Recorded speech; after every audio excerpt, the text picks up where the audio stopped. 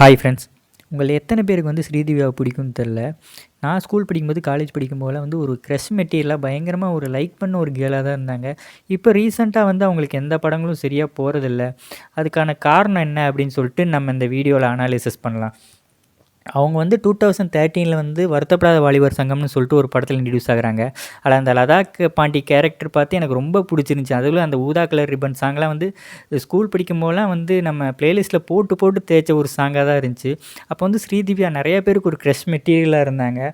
அதுக்கப்புறம் ஒரு வருஷம் கழித்து ஜீவான்னு சொல்லிட்டு ஒரு படம் பண்ணுறாங்க. ஜீவா படத்தில் என்ன தான் ஒரு ஸ்போர்ட்ஸ் பேஸ்டு படமாக இருந்தாலும் அதில் வந்து ஸ்ரீதிவ்யா கேரக்டர் தனியாக தெரிஞ்சிச்சு. அதில் அவங்க பண்ணுற ஒரு சில சின்ன சின்ன ஒரு ரியாக்ஷன்ஸ் எல்லாம் க்யூட்டாக இருக்கும்.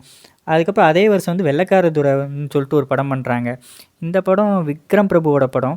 இந்த படம் பெருசாக போகலைன்னா கூட ஸ்ரீதிவ்யாவோட ஆக்டிங் வந்து பேசப்பட்டு தான் இருந்துச்சு. அதுலேயும் அந்த அம்மாடி உன் அழகு செமதூள் அந்த சாங்லாம் வந்து பார்க்கும்போது ஸ்ரீதிவ்யா ஒரு க்ரஷ் மெட்டீரியலாகவே இருந்தாங்க. இந்த மாதிரி நமக்கு ஒரு பொண்ணு இல்லையே அப்படிங்கிற மாதிரி தான் இருந்தாங்க. அதுக்கப்புறம் 2014 வந்து காக்கி சட்டைன்னு சொல்லிட்டு ஒரு படம் பண்ணுறாங்க. ஓப்பனாக சொல்லப்போனால் காக்கி சட்டை வந்து நான் சிவகார்த்திகேயனுக்காக போனதை விட ஸ்ரீதிவ்யாவுக்காக தான் போனேன். ஏன்னு பார்த்தீங்கன்னா, ஸ்ரீதிவ்யா அப்போ எனக்கு ரொம்ப பிடிக்கும். ரொம்ப ஒரு க்ரஷ் மெட்டீரியலாக இருந்தாங்க. அதனால் வந்து நான் காக்கி சட்டை படத்துக்கு போனேன்.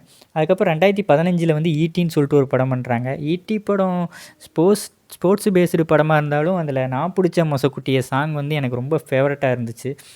அதுக்கப்புறம் தான் அவங்களோட டவுன்ஃபாலே ஆரம்பிக்குது. பெங்களூர் டேஸ்ன்னு சொல்லிட்டு ஒரு படம் பண்ணுறாங்க. பென்சில்னு சொல்லிட்டு ஒரு படம் பண்ணுறாங்க. மருதுன்னு சொல்லிட்டு ஒரு படம் பண்ணுறாங்க 2015.